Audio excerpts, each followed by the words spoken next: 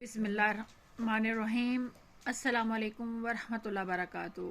अज़ीज़ तलबा, उम्मीद है आप खैरियत से होंगे। आज जमात नहम नाया नसाब की आखिरी नज़म नंबर 4 दुआ, जिसके शायर का नाम है अल्लामा मोहम्मद इकबाल, जो मस्जिद कुर्तबा में लिखी गई।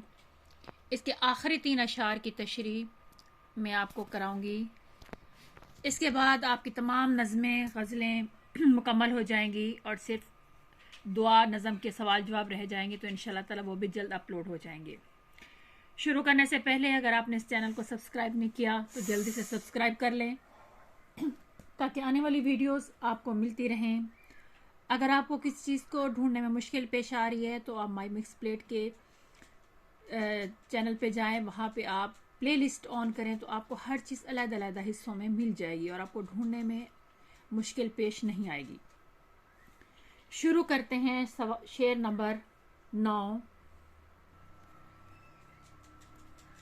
चश्मे करम साकिया देर से है मुंतज़िर, जलवतियों के सुबू खलवतियों के कुदू।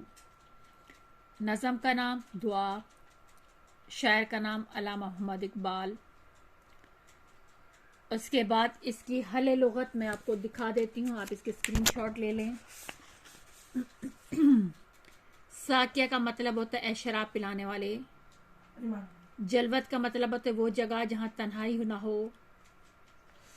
सुबह का मतलब होता है सुराही। खलवत का मतलब होता है तनाही। कदू का मतलब होता है सुराही या प्याला। ये इनके अलहदा मतलब हैं, लेकिन अब इसके मैं आपको जो मानी इसमें से मजाजी माने लिए गए हैं कि जलवतियों के सुबह का मतलब है सबके सामने नमाज और इबादत करने वाला, और खलवतियों के कदू का मतलब है छुपकर इबादत करने वाला। ठीक है, अब इसके मफहूम पर आते हैं। इस शेर में इकबाल ने दुआई अंदाज में तमाम मुसलमानों की नुमाइंदगी करते हुए कहा है कि ए अल्लाह, तमाम उम्मत मुसलमान तेरी नज़र के मोहताज हैं। अब तशरीह पे आते हैं। आप बेशक इसका स्क्रीनशॉट ले लिया करें ताकि बाद में इसको आसानी से साथ बैठ के लिख सकें। ये शेर भी अपने मौजू के एतबार से पिछले शेर के तसलसल है, शेर का तसलसल है, यानी उसका जो है ना कंटिन्यूटी जिसे कहते हैं उसके साथ मिल रहा है, जिसमें खुदा से दुआ की गई है कि ए अल्लाह, तेरी नज़र करम के हम तलबगार हैं, यानी हम तेरी नज़र करम मांगते हैं, चाहते हैं। हर कोई, चाहे वो लोग जो गुनाहगार हैं, अमीर हो या गरीब, अलगर्ज हर तबके का इंसान तेरी मार्फत को पा लेना चाहता है, तेरे करीब होना चाहता है, तुझे पहचानना चाहता है, क्योंकि तेरी ज़ात बुलंदो बाला है, तू सबका सुनने वाला है। हर इंसान चाहता है कि तू उसी से राज़ी रहे, इस पर रहम करे, क्योंकि तेरे रहम के बगैर हर शख्स लाचार और बेबस है। जब तक हम पर तेरे करम की नवाजिश न होगी तब तक हम बेचैन रहेंगे, राह हक पर नहीं चल सकते, तेरी मदद निहायत ज़रूरी है। शायर अल्लाह से फरियाद कर रहे हैं कि ए अल्लाह, मुझे अपनी मोहब्बत अता कर। इश्क हकीकी में डूबे शायर कहते हैं कि इस दुनिया के हर इंसान अल्लाह की नज़र करम के मोहताज हैं, इसलिए ए अल्लाह, इन लाचारों और बेबसों पर अपनी इबादत, अपनी इनायत कर, अपनी नेमतों की बारिश कर। पहुँचता है एक, इसमें से आप इजाफी शेर ऐड कर सकते हैं, लिख सकते हैं। पहुँचता है हर एक मुकेश के आगे दौरे जाम इसका, किसी को तशना लब रखता नहीं, लुत्फ़े आम इसका। अब आप इसका स्क्रीनशॉट ले लें ताकि आप इसको आराम से बैठ के इसको आसानी से लिख सकें। एक जुमला मैं इसमें ऐड करना भूल गई हूँ, वो आप जल्दी से लिख लें कि ए अल्लाह, जो तेरे सामने, सबके सामने नमाज इबादत करते हैं और जो छुप कर इबादत करते हैं, सब तेरे करम के मोहताज हैं, सब तेरा करम चाहते हैं, सब तेरी खुशी चाहते हैं। आप ये लाइन जुमला यहाँ पे लिख सकते हैं। ये देखिए, मैंने नीचे अल्फाज जुमले ऐड कर दिए हैं।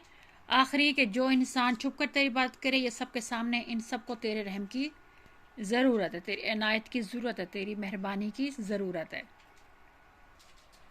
शेर नंबर 10 है। तेरी खुदाई से है मेरे जिनों को गिला, अपनी लीला मकाम मेरे लिए 400। اس میں شاعر کا نام سب سے پہلے لکھیں علامہ محمد اقبال، نظم کا نام دعا، اس کے بعد اس کی حل لغت آپ دیکھ لیں اگر آپ لکھنا چاہیں تو میں آپ کو دکھا دیتی ہوں۔ جنوں کا مطلب ہوتا ہے دیوانہ پن، حد سے زیادہ دھن، کسی کام کرنے کی حد سے زیادہ دھن۔ لا مکان، جس کا کوئی مکان نہ، یعنی کوئی حد نہ ہو۔ چار سو، چاروں طرف۔ گلا کا مطلب شکایت۔ اس کا مفہوم لکھ لیں۔ اس شعر میں اقبال اللہ سے شکوے کے انداز میں کہتے ہیں کہ رب آپ کے اختیارات تو لامحدود ہیں، جبکہ انسان اللہ کے نائب ہونے کے باوجود ایک مختصر حصے تک محدود ہے۔ اب اس کی تشریح کی باری آتی ہے۔ اس شعر میں اقبال کا لہجہ قدرے تبدیل ہو گیا ہے۔ یہاں وہ مالک حقیقی سے گلہ کر رہے ہیں کہ اے اللہ تیری ذات تو لامکاں ہے، یعنی تیرے لیے کوئی حد نہیں ہے، پر اے میرے مالک، یہ دنیا جس میں تو نے انسان کو اپنا خلیفہ بنا کر بھیجا ہے وہ چاروں طرف سے گھری ہوئی ہے، یعنی اے رب تو نے ہمیں اس مختصر کائنات کے علاقے تک محدود کر دیا ہے۔ دراصل شاعر اس دنیا کے اپنے لیے محدود اور محض بے اختیار ہونے پر شکوہ کر رہے ہیں۔ اگلا اس کی بھی جلدی سے اسکرین شاٹ لے لیں کہ شاعر کہتے ہیں کہ اے اللہ تیری تو افلاک و کائنات پر اجارہ داری ہے، یعنی حکمرانی ہے، لیکن مجھ جیسے ناچیز اس دنیا میں بے اختیار بھیجے گئے ہیں۔ گویا شاعر دنیاوی مشکلات پر شکوہ کر رہے ہیں کہ انسان اس دنیا میں بے اختیار ہونے کی وجہ سے بہت سے امتحانات اور مشکل حالات سے گزرتا ہے۔ الغرض اس دنیا میں مصائب اور آزمائشوں سے گزرنے کی وجہ سے شاعر کی زبان پر شکوہ نظر آتا ہے۔ اس میں آپ شعر ایڈ کر سکتے ہیں۔ تیرے آزاد بندوں کی نہ یہ دنیا نہ وہ دنیا، یہاں مرنے کی پابندی وہاں جینے کی پابندی۔ اس کو میں ایک دفعہ دوبارہ دکھا دیتی ہوں، اس طرح کر کے بھی آپ اسکرین شاٹ لے سکتے ہیں اور پھر جلدی سے اس کو لکھ لیجئے گا۔ دعا کا آخری شعر ہے، شعر نمبر 11۔ فلسفہ و شعر کی اور حقیقت ہے کیا، حرف تمنا جسے کہہ نہ سکیں روبرو۔ اس کو میں آپ کو حل لغت لکھوا دیتی ہوں۔ اس کا حل لغت ہے فلسفہ علم و حکمت یا حقیقت، روبرو سامنے، حرف تمنا یعنی کوئی بات کرنے کی خواہش یا وہ لفظ جس میں تمنا کا اظہار ہو۔ اس کا مفہوم اقبال کہتے ہیں کہ فلسفہ اور شعر کی تعریف محض اتنی ہے کہ اس میں یعنی اپنے دل کی بات کھل کر بیان نہیں کی جا سکتی، بلکہ مختلف علامتوں کا سہارا لیا جاتا ہے۔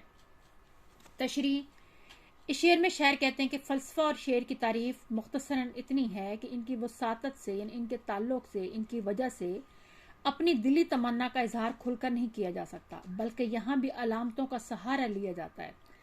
عام مشاہدہ ہے، یعنی عام طور پر دیکھا گیا ہے کہ لوگ یہ سمجھتے ہیں کہ شاید شعر و شاعری سے ایک شاعر کھل کر اپنے جذبات اور احساسات کا تذکرہ کرتا ہے، حالانکہ اس کے برعکس ہوتا ہے، کیونکہ شعر و شاعری میں وزن، بحر، ردیف اور قافیہ وغیرہ کا خیال رکھنا بہت ضروری ہے۔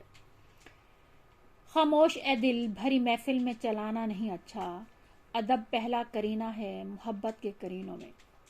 اگر اس شعر کو وسیع معنوں میں دیکھا جائے تو معلوم ہوتا ہے کہ اس میں بہت گہرا پیغام پوشیدہ ہے، یعنی اگر یہ دنیا ایک فلسفہ اور شعر کی مانند ہے تو انسان اس دنیا کا شاعر ہے۔ اسے اس دنیا میں توازن برقرار رکھنے کے لیے اپنے احساسات اور جذبات کو چھپانا پڑتا ہے۔ وہ مکمل طور پر کھل کر اپنے کبھی بھی حالات و واقعات کسی کو بتا نہیں سکتا۔ اور یہ آپ نوٹ کر لیں کہ یہ نظم بال جبریل جو ہے نا وہ اس سے لی گئی ہے، یہ بھی آپ کے MCQs میں آ سکتا ہے۔ امید ہے آپ کو تشریح اچھی طرح سمجھ آ گئی ہوگی۔ اس کا چاہے تو اسکرین شاٹ لے لیں، چاہے تو جس طرح آپ پاز لگا کے آپ لکھ لیں۔ اس کو اسی طرح آپ نے اچھی طرح یاد کرنا ہے تاکہ آپ کے پورے نمبر آئیں۔ انشاءاللہ تعالیٰ اگلی ویڈیو میں آپ کو جو ہے نا اس کے سوال جواب اپلوڈ کر دوں گی۔